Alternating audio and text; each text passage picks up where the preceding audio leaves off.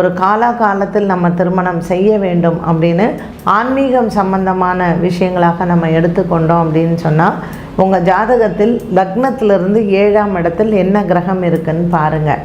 Suppose உங்களுக்கு லக்னத்திலேருந்து 7ஆம் இடத்துல சூரியன், சனி, செவ்வாய், சூரியனோட சேர்ந்த ராகு, இல்லைன்னா சூரியனோட சேர்ந்த கேத்து, சூரியனோட சேர்ந்த சனி, இப்படி கிரக அமைப்புகள் இருக்கும் பொழுது அது ஒரு திருமண தடையாக இருக்கும். ரெண்டாவது, 7ஆம் பாவம் நல்லா இருக்குது, 8ஆம் பாவம் நல்லா இருக்குது, ஆனால் 5ஆம் இடத்தில் புத்திர தோஷம்னு சொல்கிறோம் இல்லையா, சந்ததி விருத்தி பண்ணுறதுக்கு தடையாக இருக்கும். அப்படி 5ஆம் இடத்தில் கிரக சேர்க்கையோ அல்லது பாப கிரகங்களோ இருந்தால் திருமணம் தடையாகும். மூன்றாவது, நம்ம ஏற்கனவே சொன்ன மாதிரி வம்சங்களில் இருக்கக்கூடிய சாபங்கள் ஒரு திருமண தடைக்கு முக்கிய காரணமாக இருக்கலாம்.